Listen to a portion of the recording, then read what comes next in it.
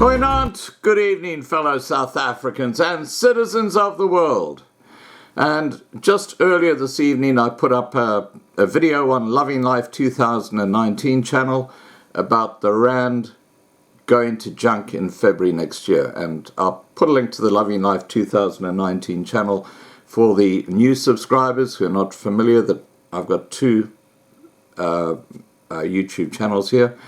And if you go there and have a look at the newest video, you'll see that the Rand is on its way to junk. And pivotal behind this development is Eskom. Eskom, which owes well over 450 billion Rand because of corruption, incompetence, the ANC just totally mismanaging all the state-owned enterprises. And now they've lost 5 million Rands worth of furniture.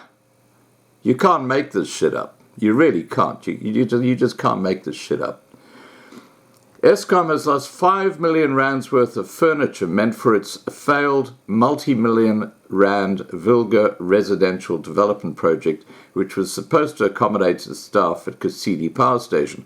Now, I've actually already covered that situation where 300 million Rand has been wasted on this accommodation complex, which has been abandoned by Eskom. It's just ridiculous. The struggling power utility, which was recently bailed out by the state with a cash injection of 120 billion Rand over the next 2 years, has squandered more than 300 million Rand building flats for construction workers at Kusile Power Station. It has now emerged that Eskom, which has been struggling to keep the lights on and is set to burden the taxpayer with a 10 billion Rand bill for its troubles over the next 6 years, had also paid for furniture for the abandoned Vilge project. The power utility has yet to open a case of theft with the police for the mysterious disappearance of the furniture. You get that? 5 million Rands worth of furniture has been stolen, and it hasn't been reported to the police yet. This is how corrupt Eskom is today. The Mail and Guardian revealed last week that the state-owned entity had abandoned the project and has already spent more than 1 billion Rand to date on renting accommodation for the same employees it had planned to house in the 336 units in the abandoned Vilge residential development project. We have appointed attorneys to conduct an investigation into allegations of corruption, fraud, and financial irregularities in this project, Eskom said. The outcome of the investigation will inform Eskom's decision in terms of recourse from those who are implicated in wrongdoing. The correct procedures will be followed in terms of reporting fruitless and wasteful expenditure, said Eskom last week. Now, let's remember that Eskom has just fired an accounting company that was investigating corruption within Eskom, claiming it couldn't afford to pay them. You know why they fired them? Because they were getting too close to the truth. And some of the very high up ANC cadres were about to face court. So they've closed the whole thing down so that nothing happens. I mean, this is, again, just typical corruption at every level of ANC. Getting back to the story here. When approached again this week about the missing furniture and if any action had been taken, Eskom simply said, "Please note that our response remains the same." In other words, they refused to answer the question. Last week, Public Enterprises Minister Pravin Gordhan unveiled a plan to turn things around at the embattled power utility, but it was thin on detail for the electricity generation business and did not clarify how exactly the state-owned entity's financial crisis would be resolved.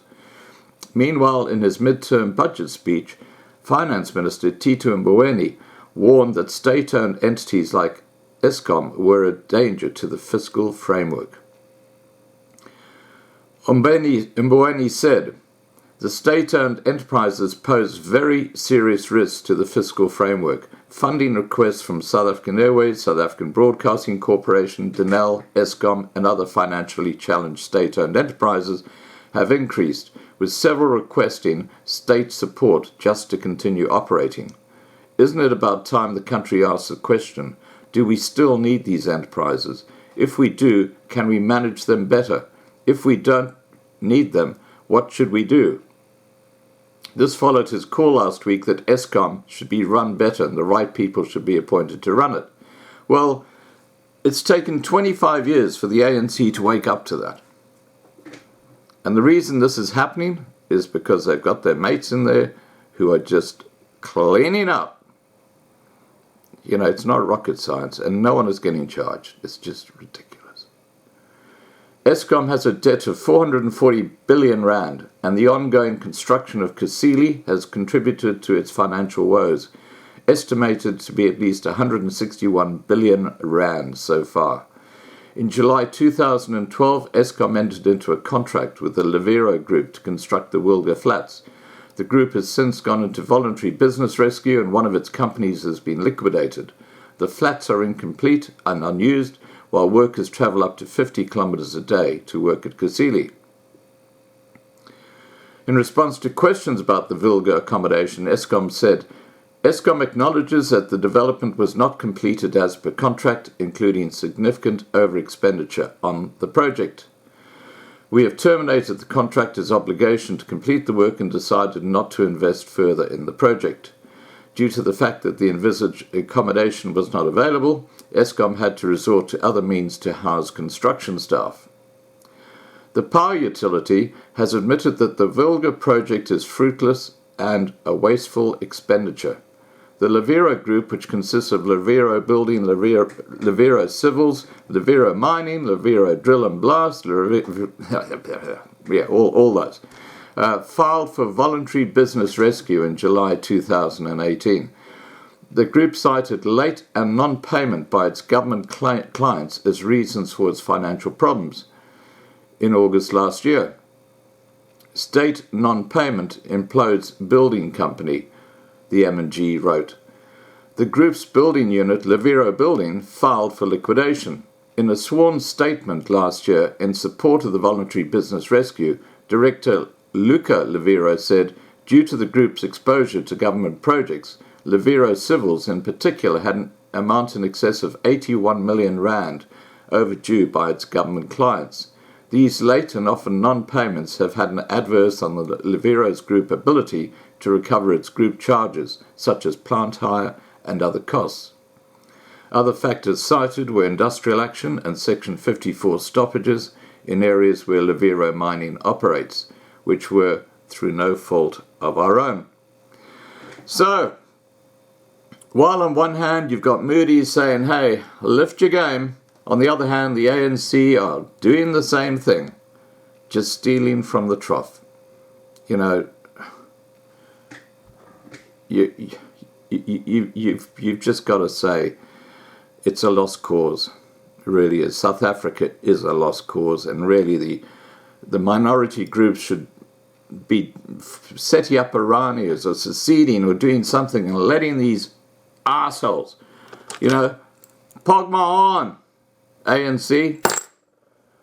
They should leave them to go and destroy themselves, because that's what they're doing. And the minority groups should get together in a safe place and just rebuild from within.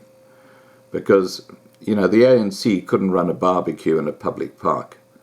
All right, guys, please remember to subscribe to be kept informed. Please ring the bell for the updates. Please like this video. Please share this video. And above all, stay safe. Bye for now. And I'll see you at 8 p.m. Johannesburg time tonight.